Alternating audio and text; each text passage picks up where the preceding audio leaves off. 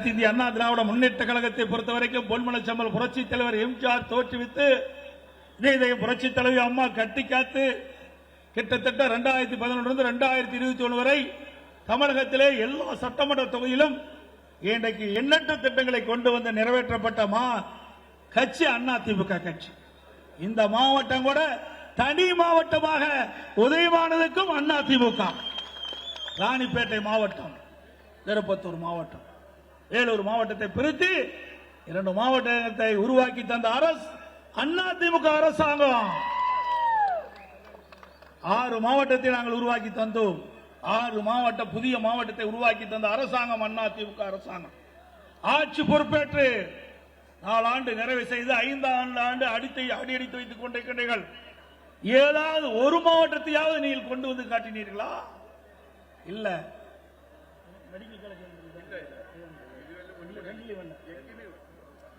அதே போல அதிமுக ஆட்சி இருக்கின்ற பொழுது ஒரே ஆண்டில் 11 அரசு மருத்துவக் கல்லூரி மருத்துவமனை கொண்டு வந்து சாதனை படைத்தார். 6 சட்டக்கல்லூரியை கொண்டு வந்திருக்கின்றோம். அதே போல பொறியியல் கல்லூரி, வேளாண்மை கல்லூரி, கால்நடை மருத்துவக் கல்லூரி, கால்நடை பூங்கா, இப்படி கலை மற்றும் அறிவியல் கல்லூரி என்று ஏராளமான கல்லூரிகளை திறந்து ஏழை எளிய ஒடுக்கப்பட்ட நசுக்கப்பட்ட கடை கோட்டில குடிசையில வாழ்கின்ற சாதாரண குடும்பத்தில் பிறந்த மாணவனை கூட குறைந்த கட்டணத்திலே உயர்கல்வி படிக்கக்கூடிய சூழ்நிலையை உருவாக்கி தந்த அரசாங்கம் அதிமுக அரசாங்கம்.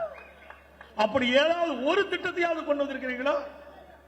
இந்த 4 ஆண்டு காலத்தில் ஒண்ணுமே கிடையாது. தினந்தோறும் பத்திரிகை ஊடகத்தையும் பார்த்தா ஏதாவது ஒரு தலைப்பிலே வெளியிடுவாங்க. அதோட அந்த தலைப்போட அந்த திட்டம் கிடப்பில் போட்டுருவாங்க.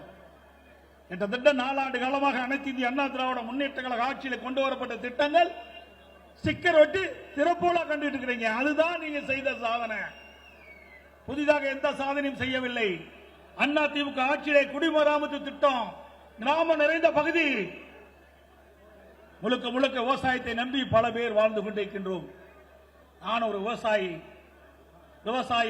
தொழிலாளி 2 பேருக்கு நன்மை பெறக்கூடிய அற்புதமான திட்டம் குடிமராமத்து திட்டத்தை கொண்டு வந்து நிறைவேற்றினோம். விவசாயிகள் தங்கள் பகுதியில் இருக்கின்ற ஏரிகள், குளங்கள், குட்டைகளில் அவர்களே குழு அமைக்கப்பட்டு அந்த குழு மூலமாக மண்டல் மண்ணை ஏரியிலிருந்து அள்ளப்பட்டு தங்களுடைய நிலங்களுக்கு இயற்கை உரமாக இன்னைக்கு வழங்கக்கூடிய ஒரு சூழ்நிலையை கொண்டு வந்த அரசாங்கம் அதிமுக அரசாங்கம். இன்றைக்கு குடிமராமத்து திட்டம் என்பது அற்புதமான திட்டம். அதனால ஒரு பக்கம் ஏரி ஆழமாகுது, மறுபக்கம் அந்த நிலங்கள் பண்படுத்தப்படுகின்றன. அந்த வண்டல் மண் அங்க இருக்கின்ற நிலத்திற்கு இயற்கை உரமாக பயன்படுகிறது, நல்ல விளைச்சலை கொடுக்கின்றது. அப்படிப்பட்ட அற்புதமான திட்டத்தை முடக்கிய அரசாங்கம் அதிமுக அரசாங்கம். இன்றைக்கு கிராமத்திலிருந்து நகர வரை ஏழை மக்கள் அதிகமாக வசிக்கின்ற பகுதியை கண்டறியப்பட்டு அந்த பகுதியிலேயே அந்த ஏழை மக்களுக்கு இன்றைக்கு இலவசமாக அவர்களுக்கு வைத்தியம் செய்வதற்காக அம்மாவுடைய அரசு அம்மா மினி கிளினிக்கை கொண்டு வந்தது. சுமார் 2000 அம்மா மினி கிளினிக்கை கொண்டு வருவதற்கு திட்டமிட்டு சுமார் 1850 அம்மா மினி கிளினிக்கை கொண்டு வந்து நடைமுறைப்படுத்தினோம். ஒவ்வொரு அம்மா மினி கிளினிக்கிலையும் சுமார் 3 பேர் நியமிக்கப்பட்டோம். ஒருவர் மருத்துவர், எம்பிபிஎஸ் படித்தவர், செவிலியர், மருத்துவ உதவியாளர்.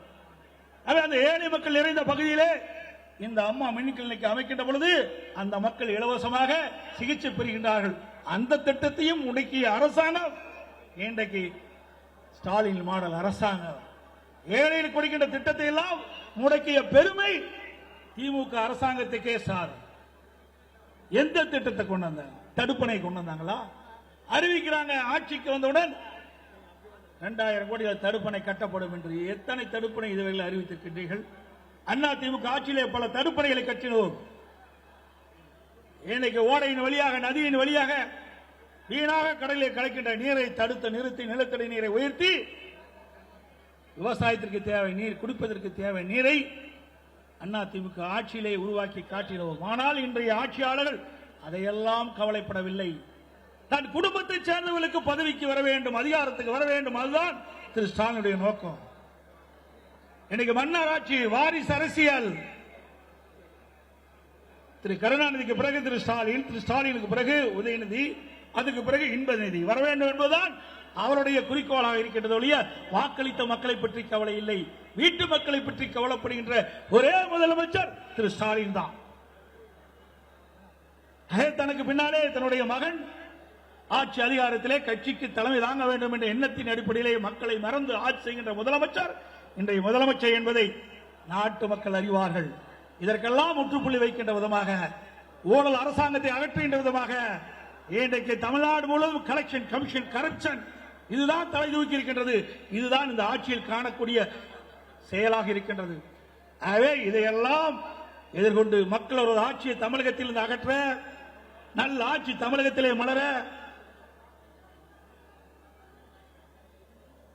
அனைத்து இந்திய அண்ணா திராவிட முன்னேற்ற கழக கூட்டணியை ஆதரியுங்கள். அது மட்டுமல்ல, எப்பொழுது பார்த்தாலும் நீட் என்று சொல்லிக் கொண்டிருக்கின்ற திரு ஸ்டாலின் அவர்களே, நீட்டை கொண்டு வந்தது 2010 மத்தியிலே காங்கிரஸ் ஆட்சி. அதில் கூட்டணி அங்க வைத்தது திமுகவை சேர்ந்த மத்திய இணையமைச்சர் காந்தி செல்வன் அவர்கள் இருக்கின்ற பொழுதுதான் நீட் அறிமுகப்படுத்தப்பட்டது. நோட்டிபிகேஷன் 2010 மத்தியிலே காங்கிரஸ் ஆட்சி திமுக கூட்டணி ஆட்சி இருக்கின்ற பொழுதுதான் இந்த நீட்டை கொண்டு வந்தார்கள். அதை தடுத்து நிறுத்துவதற்கு அம்மா முயற்சி செய்தார்கள். அம்மா மறைவுக்கு பிறகு அம்மாவுடைய அரசு முயற்சி செய்தது. நீதிமன்றத்தின் மூலமாக நடைபெறாமல் தடைபட்டு விட்ட காரணத்தினாலே நடைமுறைப்படுத்த வேண்டிய கட்டாயத்துக்கு தள்ளப்பட்டோம். இன்றைக்கும் நீட்டிலிருந்து தமிழகத்திற்கு விலக்களிக்க வேண்டும் என்று தொடர்ந்து குரல் கொடுக்கின்ற இயக்கம் அதிமுக இயக்கம். அதற்கு மாற்றாகத்தான் இன்றைக்கு கிராமத்திலிருந்து நகரம் வரை ஏழை எளிய குடும்பத்தில் பிறந்த மாணவ மாணவி அரசு பள்ளியிலே படித்துக் கொண்டிருக்கின்றார்கள். அப்படி அரசு பள்ளியில் படிக்கின்ற மாணவர்கள் பெரும்பாலும் ஏழை குடும்பத்தைச் சேர்ந்தவர்கள். விவசாயி தொழிலாளி, கூலி தொழிலாளி, இப்படி அடிமட்டத்திலே வாழுகின்ற குழந்தைகள் தான் அரசு பள்ளியிலே படித்துக் கொண்டிருக்கின்றது. அரசு பள்ளியிலே படிக்கின்ற மாணவ செல்வங்களுடைய எண்ணிக்கை 41%, சுமார் 3,80,000 பேர் அரசு பள்ளியிலே படித்துக் கொண்டிருக்கின்றார்கள். ஏழை மாணவர்கள். அந்த மாணவருடைய கனவு நனவாக வேண்டும் என்பதற்காக அம்மாவுடைய அரசாங்கம் 7.5% உள் இடஒதுக்கீடை கொண்டு வந்து சட்டம் இயற்றப்பட்டு அமல்படுத்தப்பட்டு நடைமுறைப்படுத்தப்பட்டு இன்றைய தினம் சுமார் 3,460 பேர் இன்றைக்கு அனைத்து இந்திய அண்ணா திராவிட முன்னேற்ற கழக ஆட்சியில் கொண்டு வரப்பட்ட சட்டத்தின் மூலமாக ஏழை எளிய குடும்பத்தில் பிறந்த மாணவ மாணவி MBBS படிக்கிறாங்க, பல் மருத்துவராக படிக்கிறாங்க. அது மட்டுமல்ல, இந்த 7.5% உள் இடஒதுக்கீட்டில் இடம் கிடைத்த மாணவர்கள் ஏழை மாணவர்கள். அவர்களுக்கு மருத்துவ கல்வி கட்டணம் செலுத்த முடியாத குடும்பத்திலே இருக்கின்றவர்கள். அதையும் அறிந்து இந்த 7.5% உள் இடஒதுக்கீட்டில் இடம் கிடைத்த மாணவர்களுக்கு ₹1 செலவில்லாமல் அத்தனையும் அந்த மருத்துவ கல்வி கட்டணத்தை அரசே ஏற்கும் என்ற அறிவிப்பை கொடுத்து சட்டமியற்றி அந்த ஏழை மாணவர்களும் இன்றைக்கு மருத்துவர்கள், பல் மருத்துவராக இன்றைக்கு மருத்துவக் கல்வி படிக்கின்ற ஒரு சூழ்நிலையை உருவாக்கி தந்த அரசாங்கம் அதிமுக அரசாங்கம். ஸ்டாலின் அவர்களே, இப்படி எந்த ஒரு பெரிய திட்டத்தையாக கொண்டு வந்திருக்கீங்களா? தமிழகம் முழுவதும் சிறப்பான சாலைகள், எங்கெங்கெல்லாம் விபத்து ஏற்படுகிறதோ சாலை சந்திப்புகளே, உயர்மட்ட பாலம், ரயில்வே கடவுளே உயர்மட்ட பாலம், இப்படி ஏராளமான திட்டங்களை கொண்டு வந்து நடைமுறைப்படுத்திய அரசாங்கம் அதிமுக அரசாங்கம். சுகாதாரத்துறை இந்தியாவிலே முதன்மை துறை என்ற ஒரு சூழலை உருவாக்கி தந்த அரசாங்கம் அதிமுக அரசாங்கம். துறை வாரியாக தேசிய அளவிலே விருதை பெற்ற ஒரே அரசாங்கம் அதிமுக அரசாங்கம். இப்படி சாதனை மேல் சாதனை படைத்த அரசாங்கம் மீண்டும் தமிழகத்திலே உங்கள் மூலமாக தேர்ந்தெடுக்கப்பட வேண்டும். அதற்காக நம்முடைய கழக நிர்வாகிகள், தொண்டர்கள் தேனீக்கிளி போல எறும்பை போல சுறுசுறுப்பாக பணியாற்றி வருகின்ற சட்டமன்ற தேர்தல் உங்களுடைய தேர்தல், அதிமுக வெற்றி பெறுகின்ற தேர்தல், அதிமுக ஆட்சி வருகின்ற தேர்தல் என்று கூறி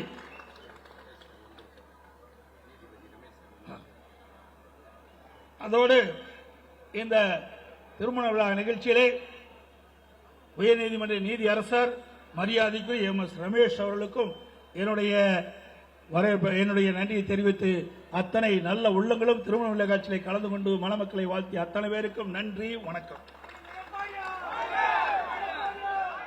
பிளே ஸ்டோர் மற்றும் ஆப் ஸ்டோரில் இருந்து பாலிமர் செயலியை QR கோடு மூலம் பதிவிறக்கம் செய்யுங்கள். செய்திகளை உடனுக்குடன் பெறுங்கள்.